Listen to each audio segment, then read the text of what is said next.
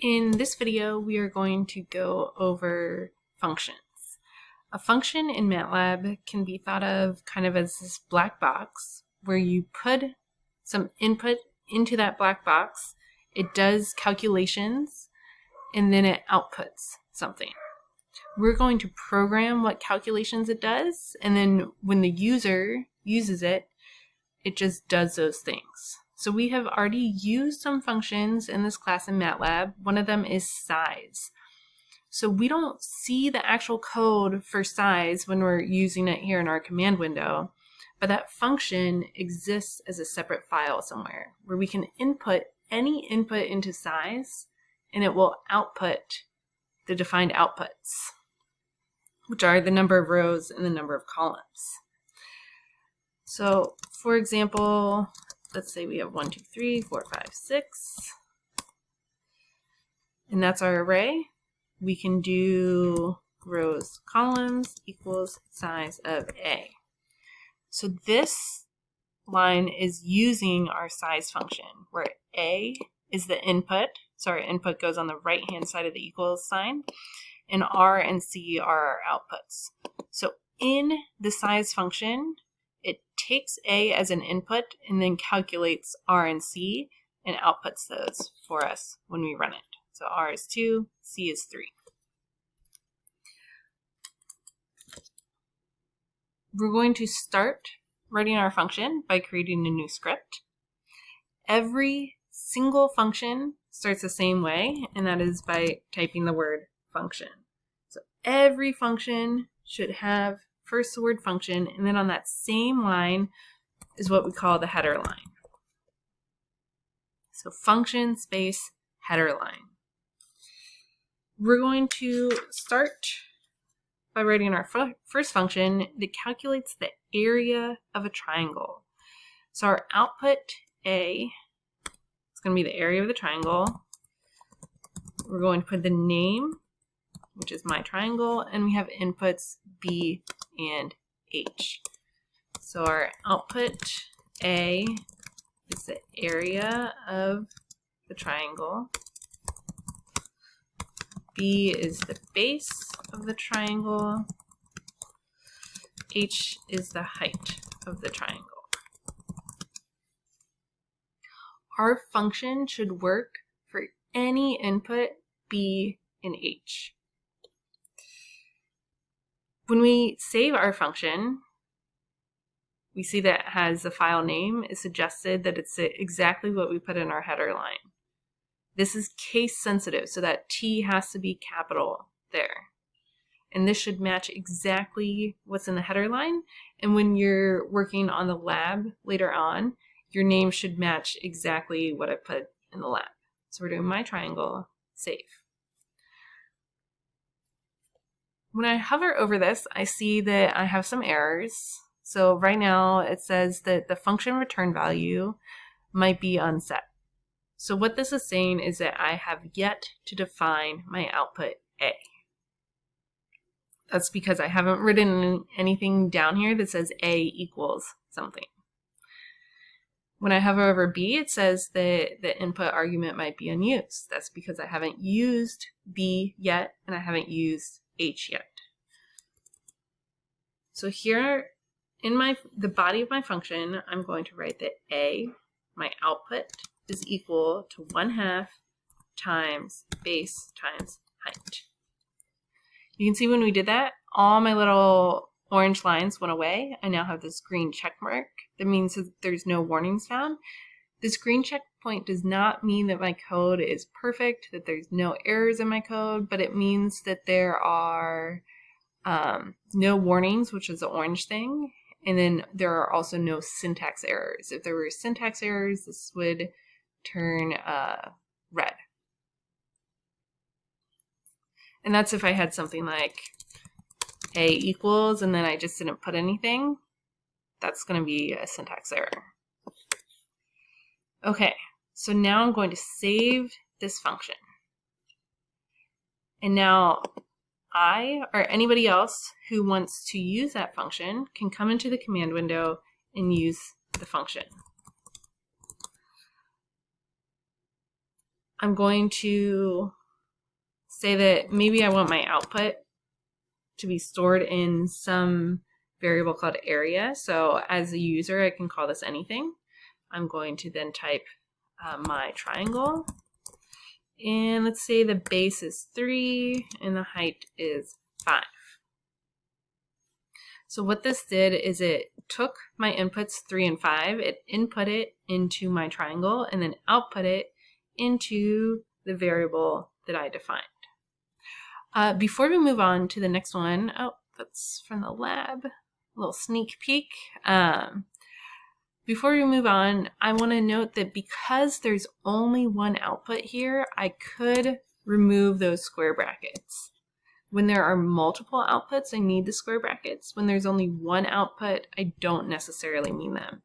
If it helps you, you can just automatically put square brackets on all of them because it's not going to hinder it's not going to stop the code from running if you have them here, just because they're unnecessary.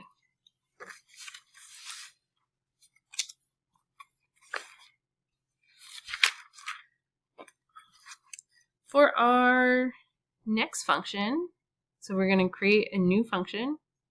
We click new. We're going to type function.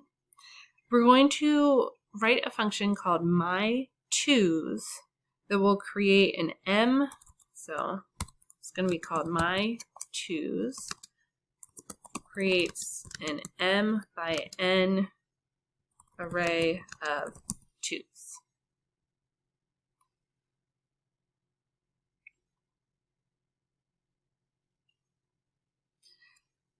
So my output is going to be, let's call it t.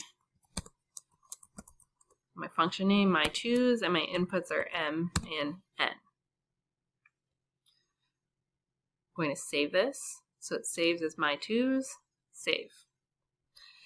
So if m is 3, so let's say, for example, if m is 3 and n is 2, then our array should be, so m by n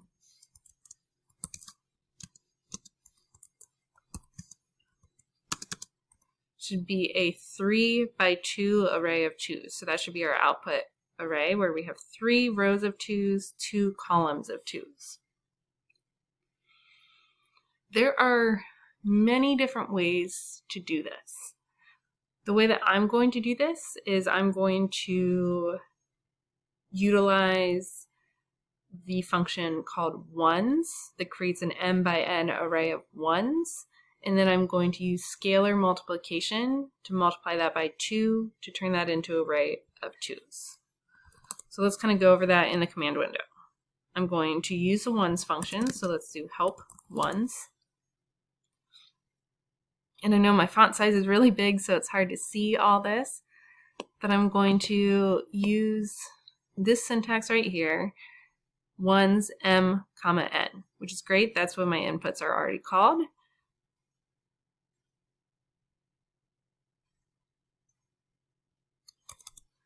So I'm going to call that O equals ones m comma n. So this is an m by n array of ones. And then to get my output t, I can just do 2 times O. So that's that scalar multiplication that we had talked about earlier in the module. So I can multiply any number by the array, and I'll multiply every element of that array by that number. Let's test our functions. You'll see.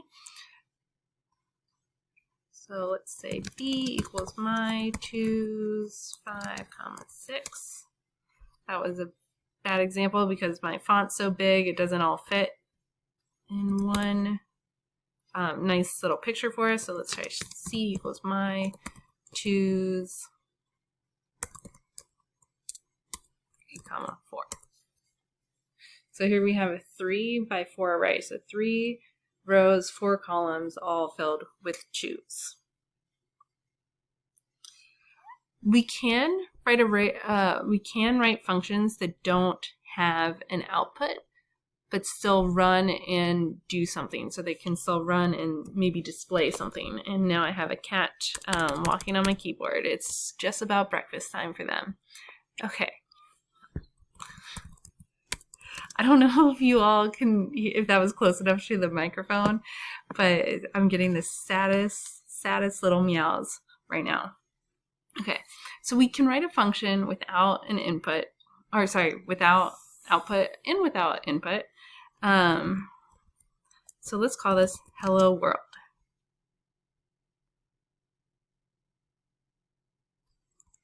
So this is an example of a function without an input and without an output.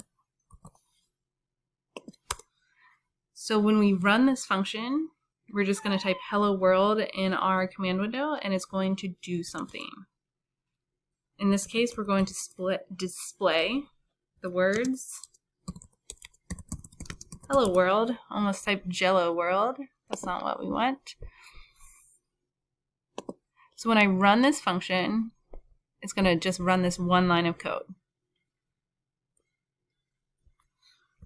Hello, and it's displayed hello world, which as a reminder, sometimes the things that we're doing at the beginning of this class might seem very inefficient because I could have just typed display hello world directly into my command window and it probably would have taken me less time.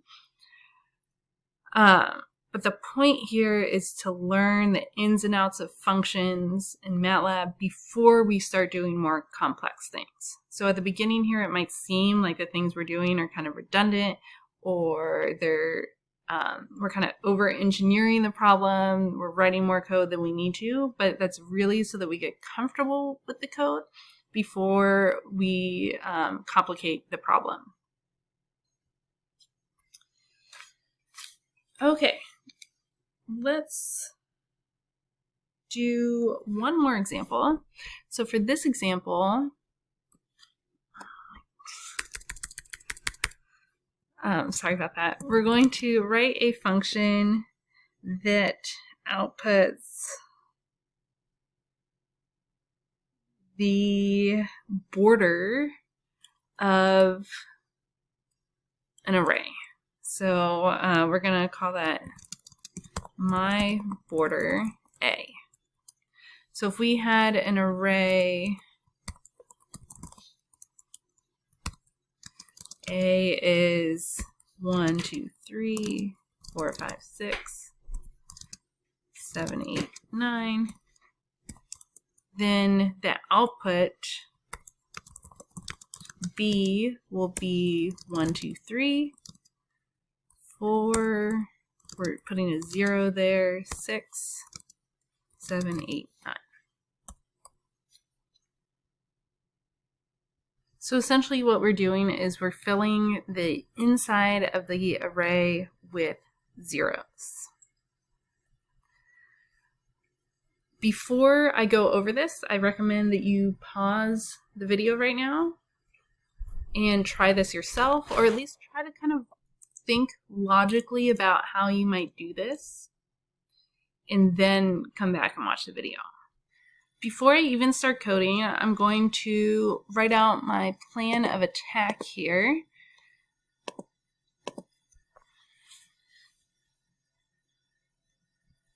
So let's say we have an array.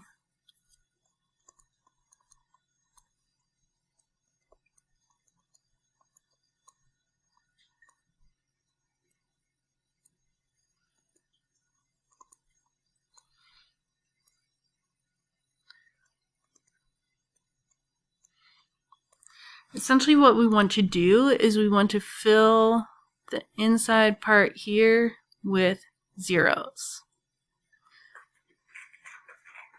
Which for new coders might seem like a really daunting problem to solve, which is why we're doing it together and why we're gonna kind of work this out together.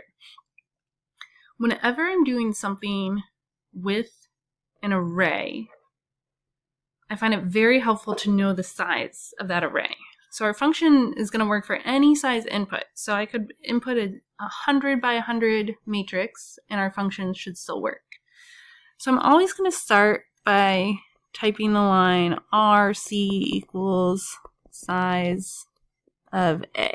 And just for this example, we have 1, 2, 3, 4 rows. So R is going to be 4.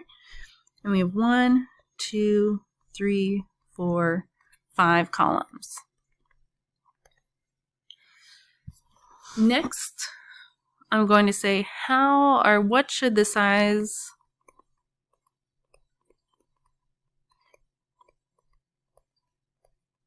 of the zeros array be?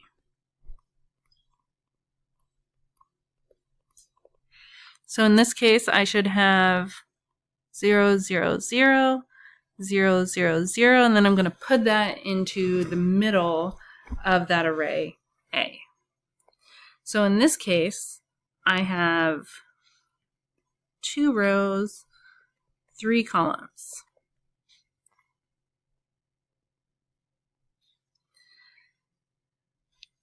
Looking at how these numbers 2 and 3 compare to the original size of my array, I see that 2 is R minus 2, which makes sense because we're not including the first or the last row, so that's 2 rows, so that's R minus 2 minus C minus 2.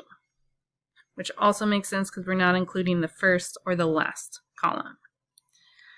So I'm going to create an array of zeros that is R minus 2 by C minus 2 using the zeros function, which is just like the ones function we just used, but instead it's called zeros. Lastly, I need to know where to put that in A. So what indices am I putting that in A? And I want this to be really, really general. We're always going to start the top left corner of the zeros is always going to go in the 2, 2 location. So I'm going to say A, and I'm working up which indices this needs to go in. So it's always going to start at the second row, go to some row, start at the second column, go to some column.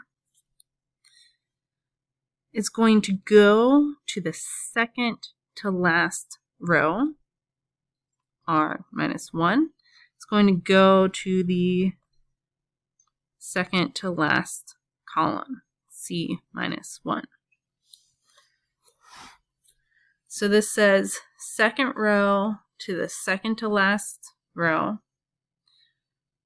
second column to second to last column. We could also type this as 2, and we could use end minus 1. 2 to end minus 1 equals whatever that zeros array is. So hopefully you're still with me. If you have questions, remember, stop by office hours, ask questions in the space below. But let's see if we can code this.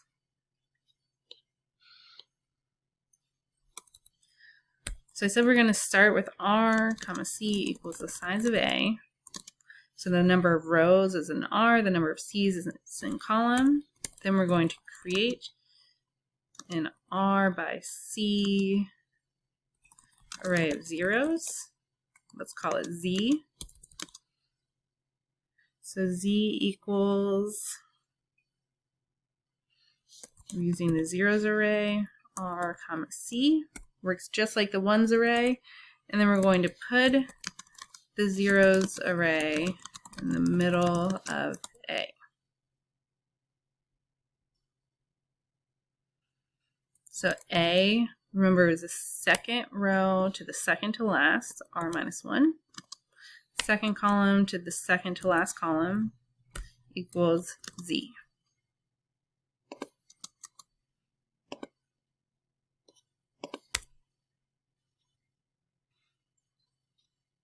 Oh, and I called this B, so that should be B. That's my mistake. Oh, I see. I'm going to switch it back to A, and then I still need to define B, so B equals A. Because I've now taken A, I've filled the middle with zeros, and now I'm just going to define my output, B. Let's save that, and now let's go look at an example. So we still have that array C saved in our workspace.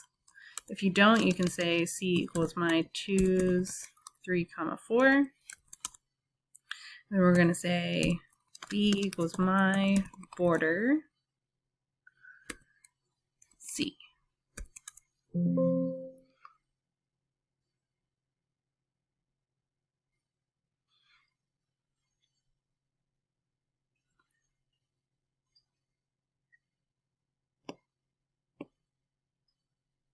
Oh, I totally made an error.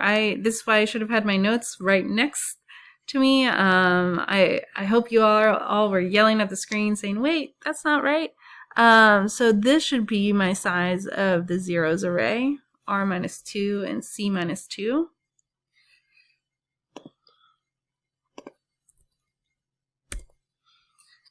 Just an example of, I do not get my code right every time I run it. Sometimes I get an error, and there's definitely a skill in trying to learn what these errors mean.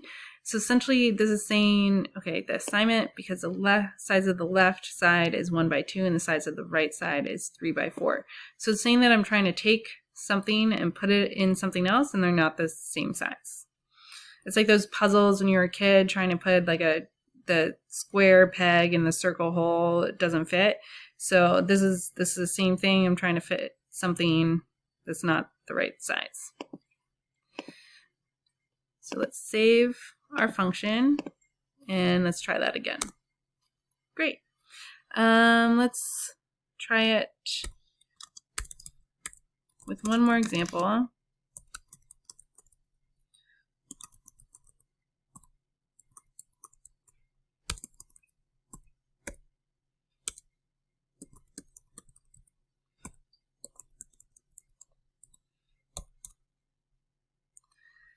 And my border of A, let's just call that some output D. We see that we fill the middle with zeros. So I know that this last example, this is definitely the hardest thing we've done so far. And if you look at this and you're like, there's no way I could have come up with that on my own, that's okay at this point. In a couple of weeks, you're going to be like, oh, I totally could have come up with that on my own. So in the lab, I try to give you some examples that are more straightforward than this, but also, again, if you get stuck, come to office hours and ask questions. But if you couldn't have come up with this all on your own, that's totally fine. I'm just trying to teach you that kind of method of taking a beat, trying to write down an example and kind of follow your logic from there, and then trying to translate that into code. But right now, trying to get the logic is the most important thing, and also a really hard skill to learn. That's why we're trying to practice it starting now. If you have questions, write them below this video or stop by office hours, email me, all that jazz.